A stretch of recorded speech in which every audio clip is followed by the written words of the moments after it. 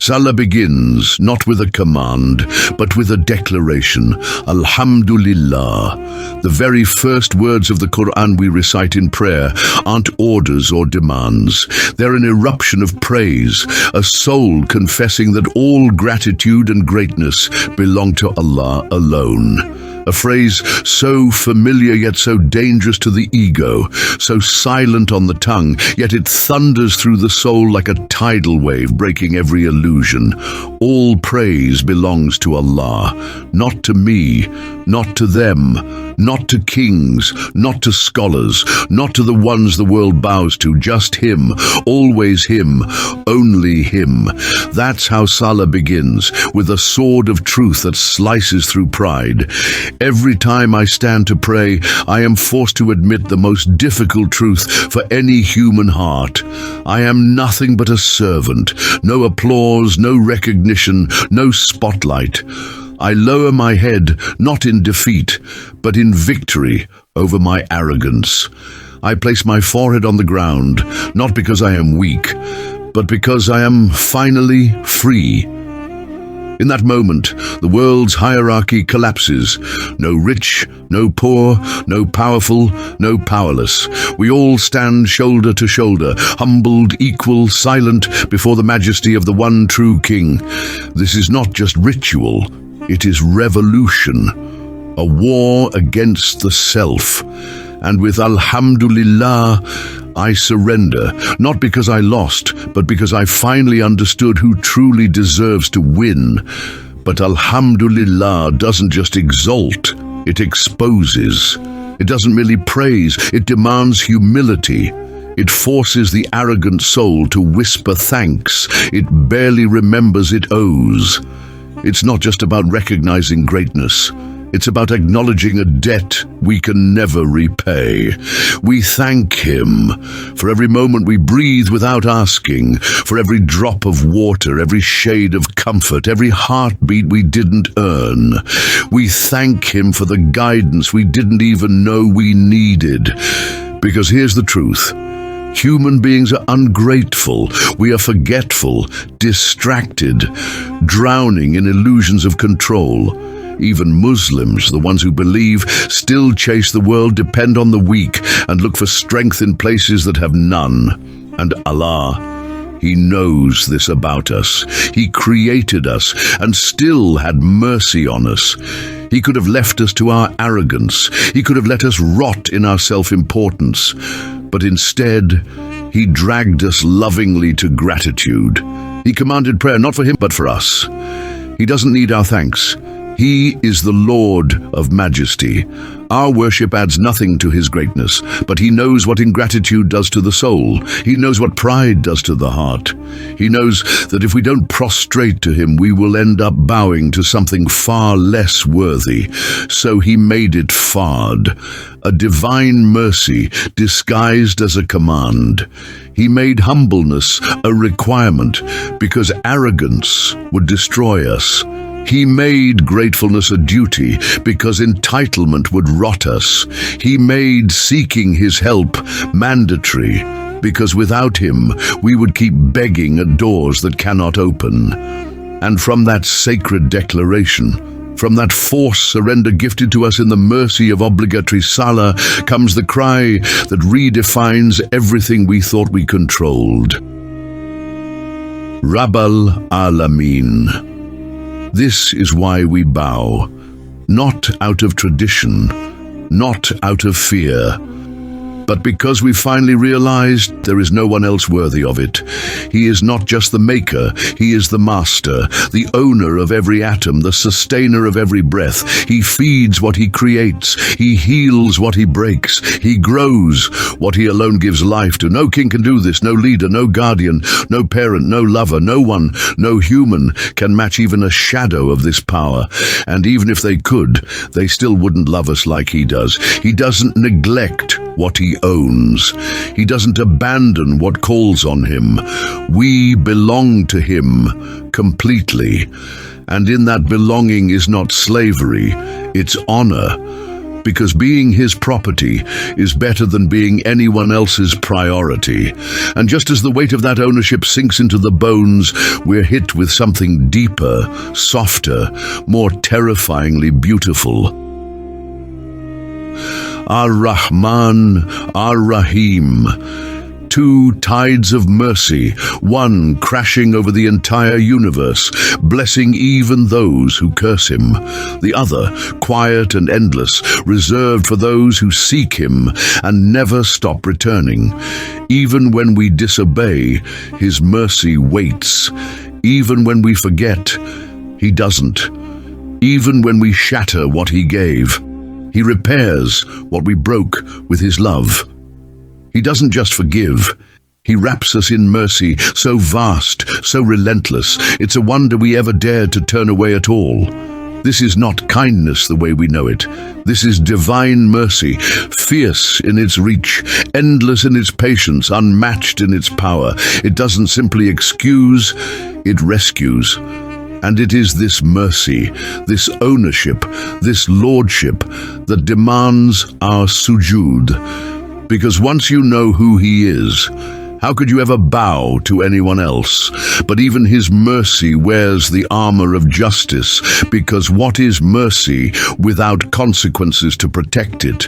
He doesn't let evil go unchecked. He doesn't allow oppressors to walk free forever. He doesn't let the arrogant stomp on the weak without answering for it. So he shakes us awake with a thunderclap of divine warning.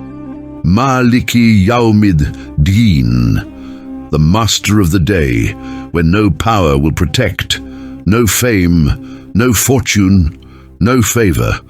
Not a symbolic king sitting on a throne of ritual, but the absolute, undisputed owner of Judgment Day, a day where every hidden act will rise to the surface, where every lie chokes in the throat, where the masks are ripped off and the soul stands bare and trembling. No backdoor deals, no lawyers, no fake apologies, just you and your record and him. And yet, this terrifying reality is mercy in disguise, because accountability saves us. It disciplines the ego. It tames the nafs. It keeps the believer conscious, clean and careful, not because people are watching, but because Allah is.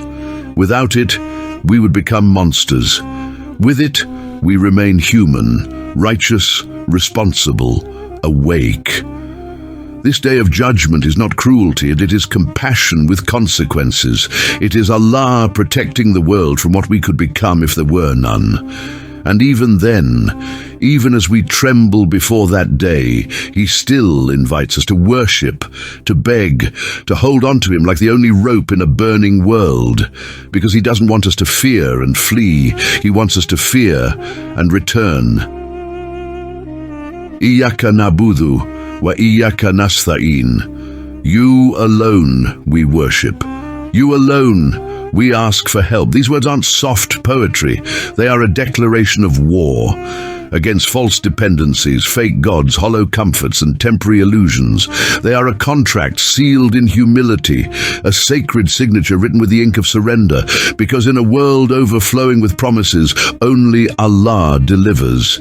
People betray, systems collapse, power shifts, love fades.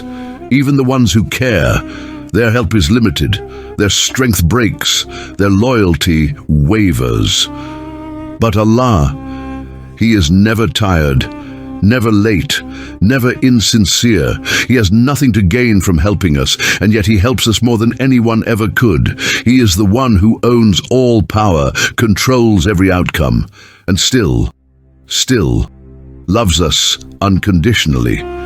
Who else can we ask? Who else can we trust? Who else will never twist our need into leverage or our weakness into shame? This is why he made seeking his help an obligation, because he knows us. He knows we will beg at doors that lead nowhere. He knows we will cry to those who cannot hear. He knows we will expect salvation from the powerless. So in his infinite mercy and wisdom, he made it far to remind us, to pull us, to save us. Every time we stand in Salah, we are forced to remember, no one is as trustworthy, as powerful, or as loving as Allah. He is the only one worthy of worship and the only one worthy of help-seeking. So we bow, not just in obedience, but in clarity. Because now we know He will never betray us. He will never abandon us. And He will always answer when we call on Him alone. Then we cry not for luxury, not for comfort, but for guidance. Ihdina sirath al-mustaqim. We don't want confusion. We don't want a crooked path. We want the straight road, the one that leads to you, with no curves, no traps, no detours. And then we define it. Sirath al-ladina an'amtha alayhim. The path of those you gifted, the ones who knew and obeyed. Not the smart ones, not the loud ones, but the righteous. The prophets, the truthful, the martyrs, those who had knowledge that moved them. Then comes the final thunderous warning.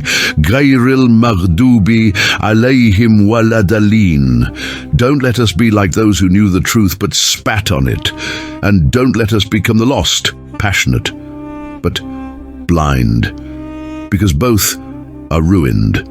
One by arrogance, one by ignorance. And the Quran warns us, you can become either if you're not careful. This is Surah Al-Fatiha, and it could have been the whole Quran. It is that complete, that heavy, that eternal.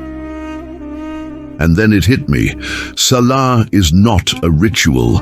It is a divine intervention, a sacred disruption of our heedlessness, a scheduled awakening from our spiritual coma. It is Allah pulling us back from the cliff 5 times a day. It is Him saying, you will not be left to destroy yourself. I love you too much for that. He gains nothing from our sujood, but we gain everything, because without it, we are lost. Our hearts harden, our egos bloat, our neediness clings to creation instead of the Creator. So He made it obligatory, not to restrain us, but to rescue us. He made it a command, not because He needed slaves, but because we needed saving. 5 times a day, He gives us a lifeline to bow, to breathe, to break, and then to rise, stronger, clearer, humbler, freer. And if we understood even a fraction of what Salah truly is, we wouldn't just pray. We would run to it like our lives depended on it, because they do.